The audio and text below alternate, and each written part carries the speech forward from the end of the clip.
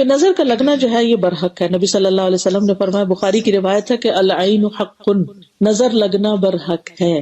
یعنی بعض لوگ کہتے ہیں لو اب نظر ہی لگتی چلی جائے گی اور آنکھوں سے کیا ہوتا ہے. نہیں، اگر ہمارے دین نے ہمیں بتا دیا نا، نبی صلی اللہ علیہ وسلم نے بتا دیا، تو وہ وحی سے ان کو پتا چلا ہے. انہوں نے کسی یونیورسٹی سے کوئی ریسرچ کر کے نہیں بات معلوم کی کہ جس کو کوئی جھٹلا دے، کیونکہ دنیا میں تو جو معلومات ہوتی ہیں وہ ایک آتا ہے تو دوسرے کو ریفیوٹ کرتا ہے اور وہ دوسرا پہلے کو کرتا ہے. لیکن جو وحی کے ذریعے علم ہمیں ملا، اس کو ہم ریفیوٹ نہیں کر سکتے، اس کا ہم انکار نہیں کر سکتے. تو نبی صلی اللہ علیہ وسلم نے فرمایا کہ نظر لگنا جو ہے یہ کیا ہے؟ برحق ہے. اور پھر یہ بھی یاد رکھیے کہ نظر اس وقت لگتی ہے جب انسان کسی کے سامنے آتا ہے، یعنی غائبانہ نظر نہیں لگتی.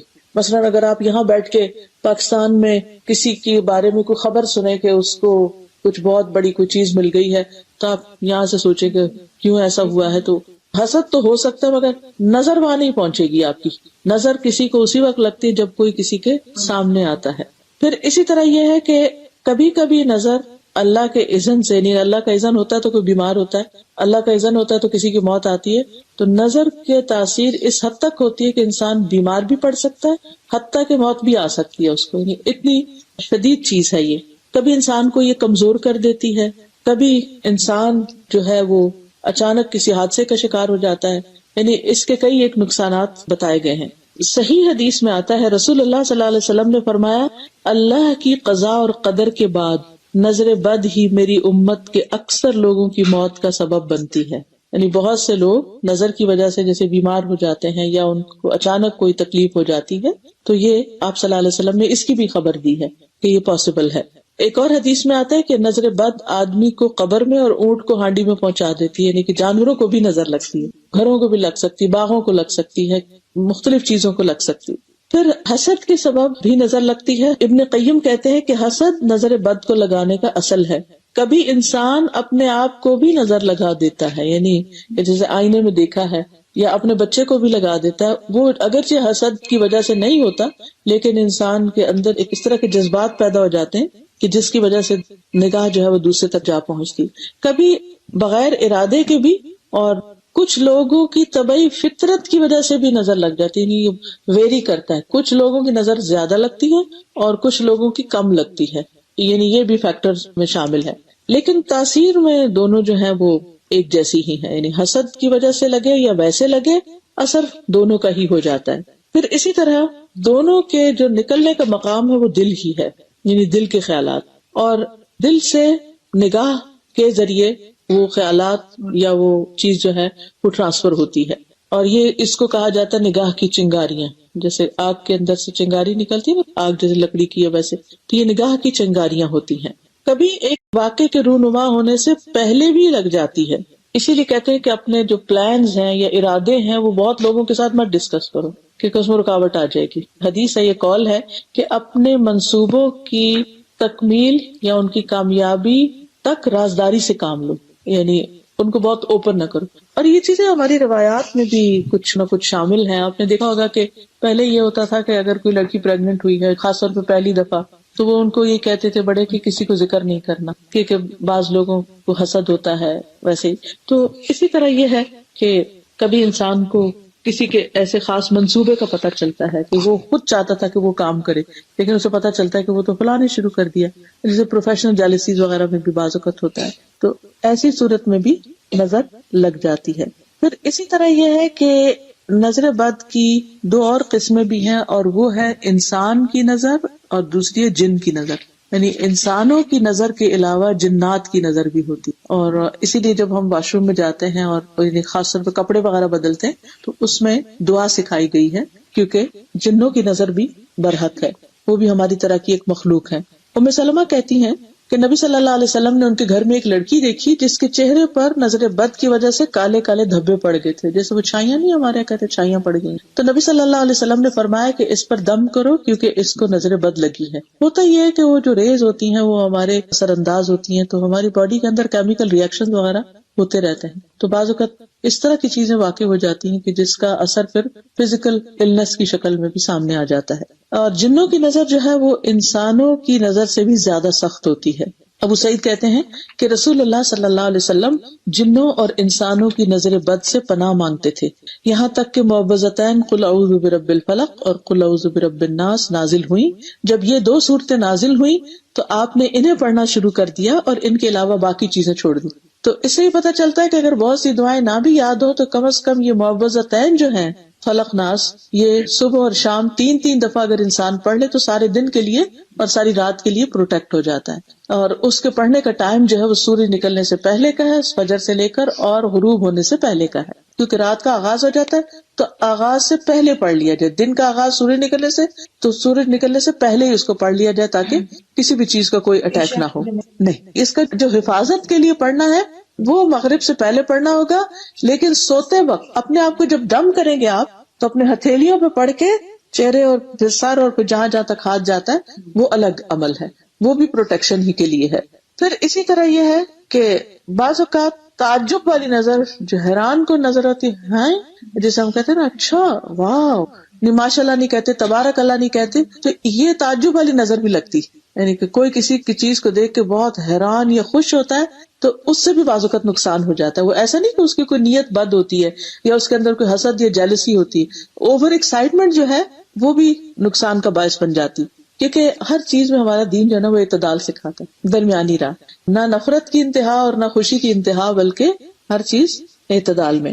اس بارے میں ہم دیکھتے ہیں سورۃ کہف میں آتا ہے ایک شخص کا باغ تھا بڑا خوبصورت، تو جل گیا، تو دوسرے نے کہا وَلَوْلَا إِذْ دَخَلْتَ جَنَّتَكَ قُلْتَ مَا شَاءَ اللَّهُ لَا قُوَّةَ إِلَّا بِاللَّهِ إِن تَرَنِي أَنَا أَقَلَّ مِنْكَ مَالًا وَوَلَدًا، جب تو اپنے باغ میں داخل ہوا تو تو نے یہ کیوں نہ کہا کہ جو اللہ نے چاہا، کوئی قوت نہیں اور کچھ بھی نہیں مگر مدد اللہ ہی کی ہوتی ہے، اگر تو مجھے دیکھتا ہے کہ میں مال اور اولاد میں تجھ سے کم ہوں تو کیا ہوا۔ اس میں آپ دیکھیے کہ ایک خاص چیز بتائی جا رہی ہے کہ جب انسان کسی بھی چیز کو دیکھ کر خوش ہو تو کہے ماشاء اللہ لا قوت الا باللہ، یعنی سب اللہ ہی کا دیا ہوا ہے۔ ابن حجر کہتے ہیں نظر کبھی خوشی اور تعجب کی صورت میں بھی لگ جاتی ہے، اگرچہ وہ حسد کے بغیر ہی کیوں نہ، اگرچہ وہ کسی محبت کرنے والے کی طرف سے ہو، اگرچہ وہ کسی نیک آدمی کی طرف سے ہی ہو۔ اگر کسی آدمی کو کوئی چیز اچھی لگے تو اس کو فوراً اس چیز کے لیے برکت کی دعا کرنی چاہیے، بارک اللہ فیکم، جو اس کو اچھی لگتی ہے تو یہ اسی کی طرف سے دم ہو جائے گا، یعنی ادھر سے نظر کا تیر آ رہا ہے اور ادھر سے دعا آ رہی ہے تو وہ ایک چیز جو ہے وہ دوسرے کو ہٹا دے گی۔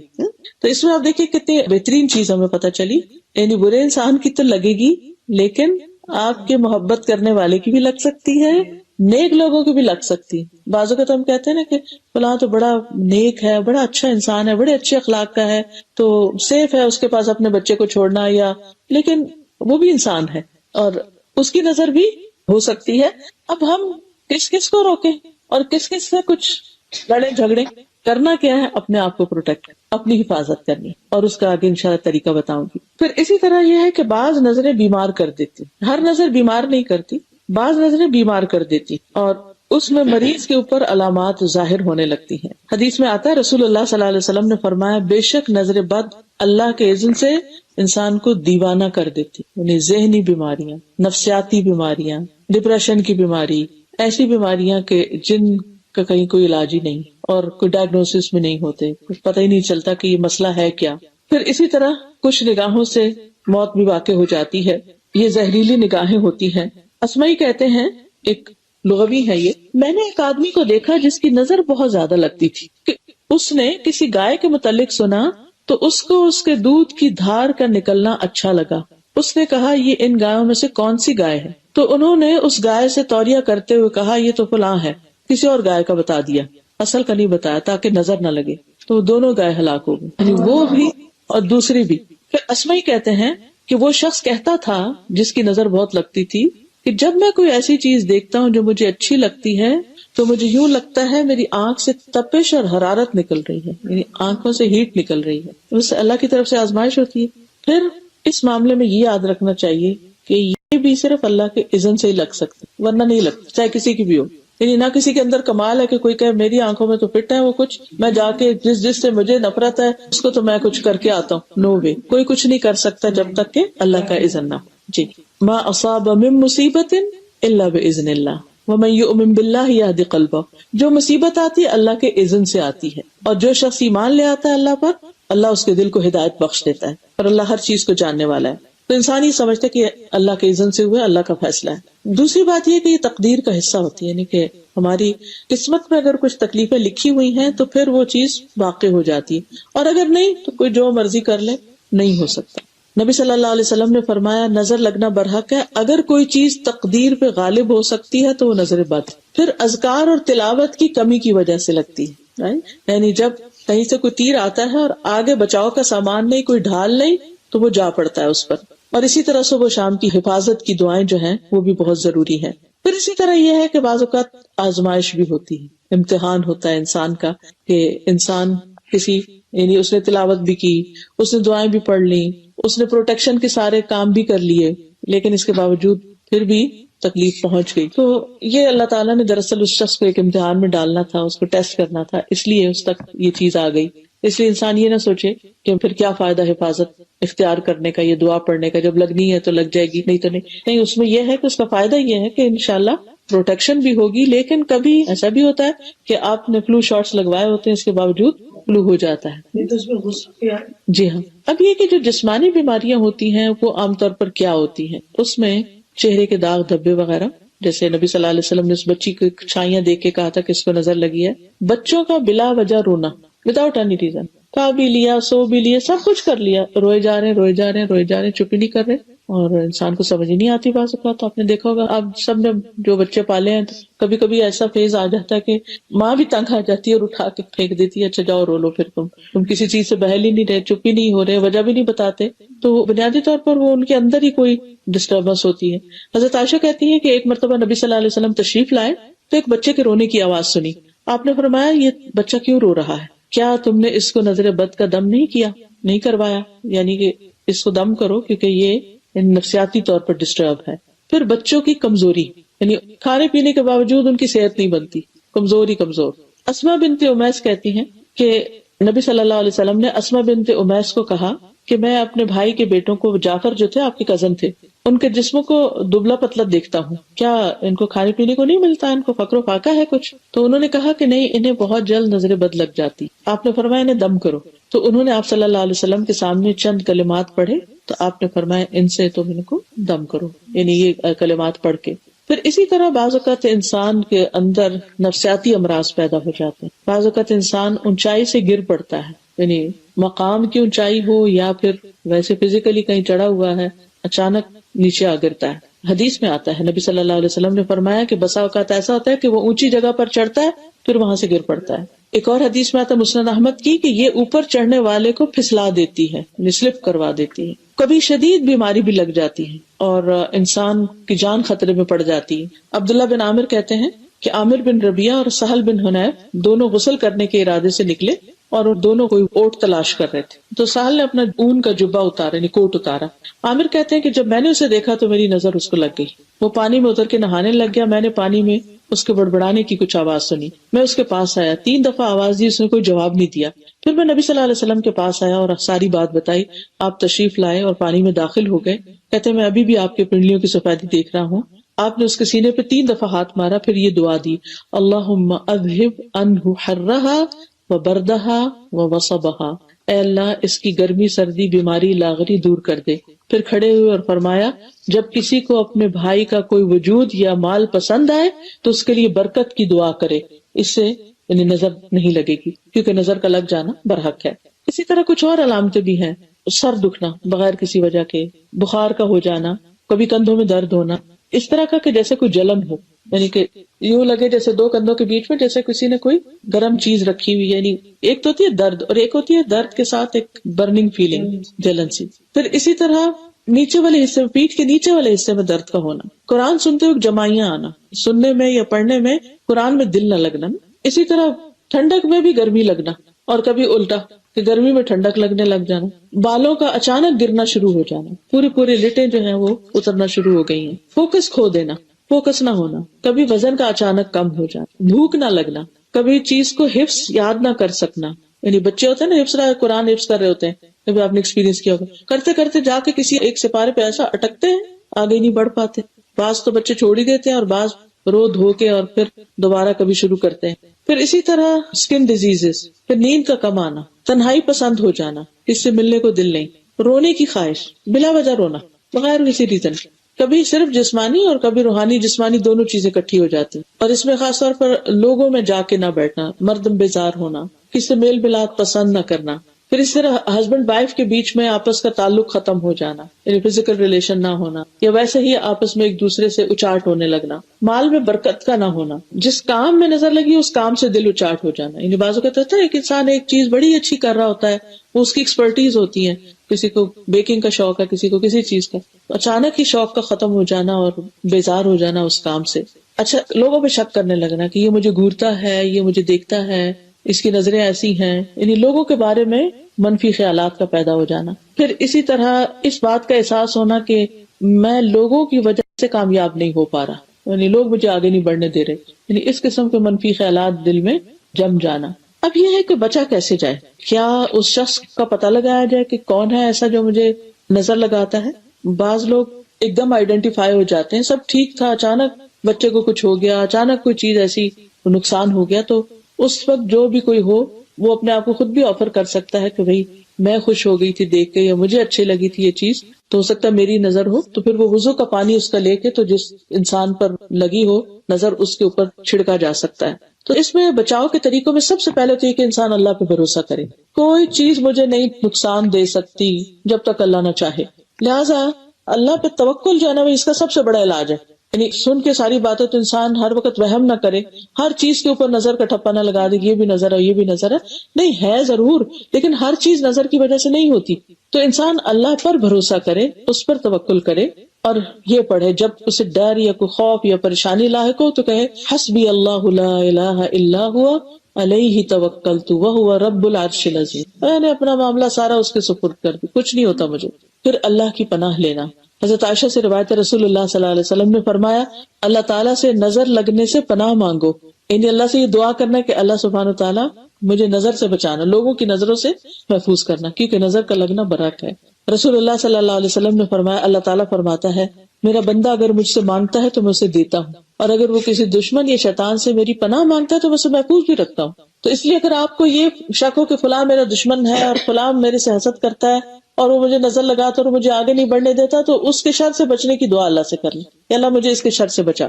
پھر اسی طرح نعمت کو چھپا کے رکھنا، یعنی بہت زیادہ اس کو لوگوں کو نہیں بتانے کی ضرورت. ابو ہریرہ کہتے ہیں نبی صلی اللہ علیہ وسلم فرمایا کہ تم اپنی ضرورتوں کو پورا کرنے کے لیے ان کو رازداری میں رکھ کر مدد حاصل کرو. بے شک ہر صاحب نعمت حسد کیا جاتا ہے، یعنی جس کے پاس بھی نعمت ہوگی اس سے لوگ حسد کریں گے. پھر نعمتوں کو چھپانے کا مطلب یہ بھی ہے کہ انسان بہت زیادہ ذکر نہ کرے. آج کل آپ دیکھیں کتنا زیادہ ٹرینڈ ہو گیا، ادھر شادی ہوتی نہیں، ادھر تصویریں جو فیس بک پہ آ جاتی ہیں، واٹس ایپ پہ سب کے ساتھ شیئر ہو رہی ہوتی ہیں. اب تو لوگوں میں ہر طرح کے لوگ ہوتے ہیں، کچھ ایسے ہوتے ہیں جن کے اپنے بچوں کی شادیاں ناکام ہوتی ہیں، جو وہ کسی اور کو دیکھتے ہیں، یا کسی کے پاس اتنا پہننے کو نہیں ہوتا ہے، ایسے ڈریسز نہیں خرید سکتے، تو وہ چیزیں دیکھ دیکھ کر پھر دوسروں کو اپنے اندر وہ جو ایک تکلیف سی اٹھتی ہے نا، ہوک اٹھتی ہے کہ میرے پاس کیوں نہیں، تو یہ چیزیں بھی دوسروں کو پھر نقصان دینے کا سبب ہو جاتی. تو یاد رکھیے کہ تصویر پر بھی نظر لگتی ہے، ایک تو ایک فزیکلی انسان سامنے، اور ایک یہ اسی لیے کئی لوگ جادو میں تصویر استعمال کرتے ہیں، یعنی وہ جس پہ جادو کروانا ہوتا ہے نا تو نجومیوں کے پاس تصویر لے جاتے ہیں اور پھر اس پہ خاص ٹارگٹ کیا جاتا ہے. دور سے اس طرح نہیں لگتی کہ دیکھا نہیں اگر کسی کو، لیکن اگر تصویر دیکھ رہے ہیں تو اس پر بھی لگ سکتی. اور یہ تو یعنی جادوگر جو ہوتے ہیں وہ باقاعدہ تصویر یا کپڑا منگاتے ہیں، یعنی کہ جو جسم سے اترا ہوا کپڑا ہوتا ہے نا، یا بال منگاتے ہیں یا ناخن یا اس طرح کی چیز جو کسی کے بھی یعنی اس کے ساتھ کنیکٹ کر رہی ہو. پھر اسی طرح جب ہمیں پتہ چل جائے کہ کچھ لوگ ہم سے حسد کرتے تو پھر ان سے انسان بچ کے رہے. رشتے داروں کے ساتھ انسان نہیں بچ سکتا، لیکن میل ملاپ انٹریکشن کم کرے، یعنی یہ نہیں کہ کاٹ کے رکھ دے، کم کرے. اور جو دوسرا سوشل سرکل ہے اس میں انسان جب دیکھے کہ کوئی شخص جب بھی آپ سے ملتا ہے آپ کو تانے یا کوئی ایسی باتیں سناتا ہے اور جس سے آپ بوجھل دل لے کے گھر واپس آتے ہیں، تو ٹھیک ہے آپ کنارہ کشی کر لیں، اچھے لوگوں سے ملیں کہ جن کو مل کے دیکھیے انسان دوست کیوں بناتا ہے، تاکہ اکٹھے بیٹھ کے اپنے غم شیئر کریں، ایک دوسرے کی مدد کریں، ایک دوسرے کے لیے سپورٹ ہو. تو اگر آپ دیکھیں کہ وہ الٹا آپ کو پریشانی لاحق ہوتی ہے تو ایسے لوگوں کو پھر اوائڈ کریں، ایسے لوگوں سے مشورہ بھی نہ لیں، کیونکہ جب انسان کسی سے مشورہ لیتا ہے نا تو اپنے سارے راز پہلے بتاتا ہے، پھر اس کے بعد اس سے تو وہ بھی تکلیف کی چیز ہو جاتی. پھر اسی طرح یہ کہ انسان اپنی کوئی چیز دیکھے یا کسی کی ذات مال تو پسند آئے تو پھر برکت کی دعا دے، ماشاء اللہ لا قوت الا باللہ کہے. پھر اسی طرح یہ ہے کہ مال کے علاوہ جو چیزیں اچھی لگی ان پر بارک اللہ علیہ کہہ دے. پھر اسی طرح یہ بھی ہے کہ انسان جب کسی کی چیز دیکھتا ہے اور اس کے دل میں رشک آتا ہے میرے پاس نہیں، تو انسان آخرت کی بات سوچے کہ اگر دنیا میں نہیں تو آگے ہے نا، اچھے کام کریں اللہ تعالیٰ کل دے دے گا. پھر اسی طرح اگر کسی کو بیمار دیکھے انسان تو یہ دعا پڑھ لے، الحمدللہ الذی عافانی مما ابتلاک بہ وفضلنی علی کثیر ممن خلق تفضیلا. تمام تعریفیں اس ذات کے لیے ہیں جس نے مجھے اس مصیبت سے نجات دی، انہیں بچا کے رکھا، مجھے بیماری لاحق نہیں ہوئی، جس کے ساتھ اللہ نے تجھے مبتلا کیا اور مجھے اپنی اکثر مخلوق پر فضیلت دی، بہت زیادہ فضیلت. یعنی انسان یہ بھی دیکھے تو میرے پاس بھی تو بہت کچھ ہے، بجائے اس کے کہ انسان دوسروں کا ہی دیکھتا رہے کہ اس کے پاس یہ اور اس کے پاس، جو اپنے پاس ہے اس پر بھی شکر ادا کرے. پھر اسی طرح شرکیہ کاموں سے بچنا چاہیے. بعض لوگ نظر سے بچنے کے لیے کہیں تل لگا لیتے ہیں، کبھی وہ کوئی کالا کڑا پہن لیتے ہیں یا کوئی دھاگا پہن لیتے ہیں، یہ شرک میں آ جاتا ہے کیونکہ یہ چیزیں پروٹیکٹ نہیں کرتی. پروٹیکشن صرف اللہ کی طرف سے ہوتی ہے اور وہ دعا کے ذریعے ہوتی ہے. رسول اللہ صلی اللہ علیہ وسلم نے ایک مرتبہ کسی کو کہلا بھیجا کہ کسی اونٹ کے گلے میں کوئی تانت یا کوئی قلادہ باقی نہ چھوڑو مگر اس کو کاٹ ڈالو. تو مالک نے کہا کہ جس کو آپ فرما رہے تھے اس نے کہا کہ یہ لوگ تو نظر بد سے بچنے کے لیے کرتے ہیں. آپ نے پاکستان میں نوٹ کیا ہوگا کہ کاروں کے ساتھ ایک کالا سا پراندہ سا چھوٹا سا آگے یا پیچھے یہ جوتا بھی کبھی لگا ہوتا ہے، کبھی وہ کالی سی چیز آگے بونٹ کے ساتھ نیچے لٹک رہی ہوتی ہے، تو یہ چیز بھی نہیں لگانی چاہیے. جی ٹرکوں پیچھے تو بہت ہی کچھ کیا ہوتا ہے، یہ بھی ٹھیک نہیں. پھر اسی طرح یہ ہے کہ اذکار جو ہے نا ایک زرہ کی طرح ہوتے ہیں اور قلعے کی طرح ہوتے ہیں، مضبوط دیوار کی طرح ہوتے ہیں. یاجوج ماجوج کی دیوار سے بھی زیادہ مضبوط ہوتے ہیں یہ ذکر اذکار جو ہوتے ہیں، جو تسبیحات ہم پڑھتے ہیں. تو ہر موقع کے جو ذکر نبی صلی اللہ علیہ وسلم نے سکھایا، واش روم جا رہے ہیں، باہر آ رہے ہیں، کھانا کھا رہے ہیں، چھینک آ گئی ہے، کسی کو دیکھا ہے، کسی سے وعدہ کر رہے ہیں، تو ہر وقت انشاءاللہ بسم اللہ ماشاءاللہ، یعنی ہر وقت کوئی نہ کوئی ذکر ہمیں سکھایا گیا، وہ ہماری پروٹیکشن کے لیے سکھایا گیا. اس پر اجر تو ہے لیکن پروٹیکشن بھی ہوتی ہے. پھر اسی طرح قرآن سے علاج، کیونکہ قرآن شفا ہے. خود قرآن میں اللہ تعالیٰ فرماتے ہیں وَنُنَزِّلُ مِنَ الْقُرْآنِ مَا هُوَ شِفَاءٌ وَرَحْمَةٌ. اور پھر انسان حسن ظن رکھے کہ قرآن جب کھولے تو اس نیت سے کھولے کہ اللہ تعالیٰ مجھے اس سے شفا بھی دے. یعنی باقی نیتیں بھی آپ کریں گے کہ اللہ مجھے اس پر عمل کی توفیق دے وغیرہ وغیرہ، لیکن ساتھ یہ بھی کہ اس سے مجھے شفا نصیب ہو. اور ویسے بھی نبی صلی اللہ علیہ وسلم نے بتایا کہ عالجیھا بکتاب اللہ، اللہ کی کتاب کے ساتھ اس کا علاج کرو. جب حضرت عائشہ رضی اللہ تعالیٰ عنہا ایک عورت کو دم کر رہی تھی تو آپ نے فرمایا قرآن کے ذریعے اس کو دم کرو، اور اس میں سب سے بہترین ہے سورۃ الفاتحہ. سورۃ الفاتحہ پڑھ کے خود بھی اور دوسروں کو بھی دم کیا جا سکتا ہے. ایک قبیلے کے سردار کو بچھو نے کاٹ لیا تھا تو صحابہ جو اس بستی میں گئے ہوئے تھے ٹریول کی حیثیت سے، انہوں نے سورۃ فاتحہ پڑھ کر اس کو لعاب دہن لگا دیا. پھر سورۃ البقرہ کی تلاوت کرنا یا سننا گھر میں لگا دیں روزانہ ایک دفعہ. اب تو اتنی آسانی ہے، پہلے تو لوگ بچے بلا کے گھر میں پڑھواتے تھے، لیکن یہ کہ اب آپ ٹیپ ریکارڈر لگا دیں، آپ اپنے موبائل پہ لگا دیں اور کوشش کریں کہ روزانہ گھر میں سورۃ البقرہ کا کچھ نہ کچھ حصہ ضرور پڑھا جائے، کیونکہ جس گھر میں سورۃ البقرہ پڑھی جاتی ہے وہاں سے شیاطین چلے جاتے ہیں. اور اس کا پڑھنا باعث برکت ہے، چھوڑنا باعث حسرت ہے، اور جادوگر اس کو حاصل کرنے کی طاقت نہیں رکھتے.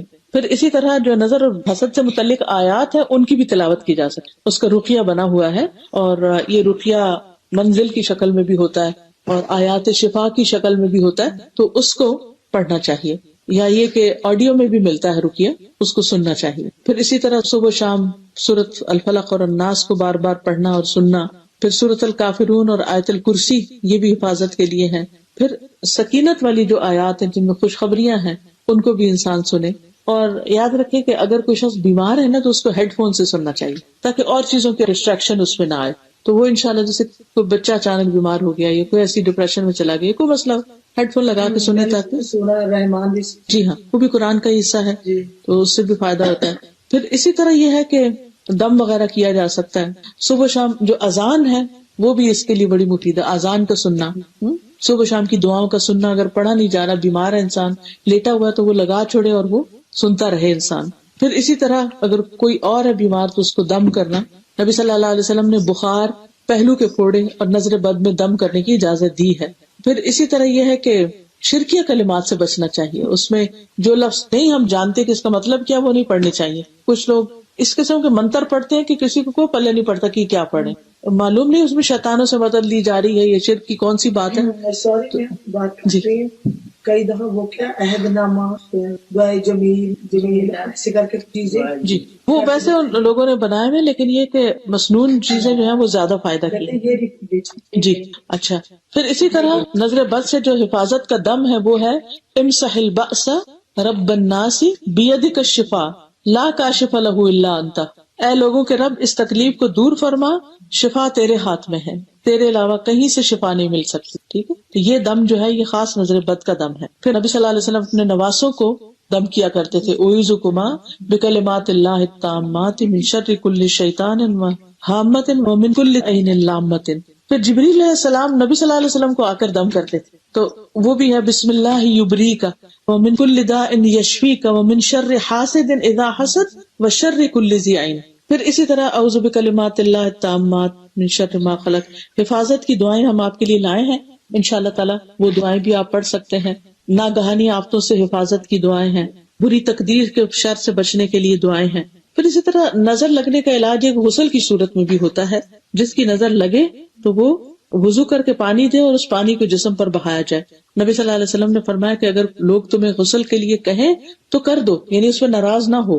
اور اس کا یہ ہے کہ جس پہ یقین ہو اس سے کہے، یا یہ ہے کہ اگر 2-3 لوگ موجود ہیں تو سب سے ہی کہہ دے. پھر اسی طرح یہ کہ جس کی لگی ہو وہ خود بھی وضو کرے، تاکہ اس کی وہ جو خرابی ہے وہ دور ہو. پھر اسی طرح یہ ہے کہ انسان اگر یعنی کہ نظر لگانے والا ہے تو اس کا اگر پیا ہوا یا کھایا ہوا کچھ بچا ہوا ہے تو اس کے کھانے میں کوئی حرج نہیں ہے. پھر اسی طرح یہ ہے کہ قدرتی چیزوں سے بھی علاج کرے انسان، جیسے زمزم کا پانی گھر میں رکھ دے انسان ایک بوٹل، اور جب مریض کو دینے لگے تو صرف ایک چھوٹا سا گھونٹ برابر پانی پورے گلاس میں ڈال دے تو وہ سارے کے اندر زمزم کی پراپرٹیز آ جاتی. تو اس طرح بھی آپ تھوڑا تھوڑا کر کے بھی استعمال کر سکتے ہیں. لیکن رقیہ جو ہے یا دم کا پڑھ کے اس پانی کے اوپر بھی پیا جا سکتا ہے، اور کم از کم 3 گلاس اگر روز کے ایسے پانی کے پیے انسان تو بہت فائدہ ہوتا ہے. حدیث میں آتا ہے انہا مبارکتن انہا طعام طعم، کہ یہ زیادہ بابرکت ہے اور کھانے والے کا کھانا بھی ہے. اور پھر زمزم جس مقصد کے لیے پیا جائے وہ مقصد پورا ہو جاتا ہے. پھر اس زمزم کے پانی سے نہانا بھی چاہیے اگر میسر ہو، نہیں تو پانی میں ملا کے اس پانی سے انسان نہائے. اور زیتون کے تیل کو استعمال کرے اپنے مساج وغیرہ میں. زیتون کا تیل پینا بھی چاہیے کیونکہ اس سے بھی انسان کے اندر ایک سکون کی کیفیت پیدا ہوتی ہے. اور آپ نے فرمایا زیتون کا تیل کھایا کرو اور اسے لگایا بھی کرو کیونکہ وہ بابرکت درخت سے ہے. پھر اسی طرح یہ ہے کہ کلونجی کا تیل جو ہے وہ بھی بہت فائدہ مند ہے، کہیں تکلیف ہو تو وہاں پر انسان اس کو لگا سکتا ہے. پھر اس طرح شہد کھانا، کلونجی کے دانے صبح کے وقت لینا 5 سے 7 دانے کیونکہ اس میں شفا ہے. پھر کھجور، پھر سنا مکی، یہ پودا ہی ہوتا ہے. اچھا سنا مکی کے نام سے ملتا ہے، مکھی نہیں مکی، مکہ سے جی. کیونکہ حدیث میں آتا ہے کہ سنا مکی اور سنوت کو لازم پکڑو کیونکہ اس میں ہر بیماری کا علاج ہے سوائے موت کے.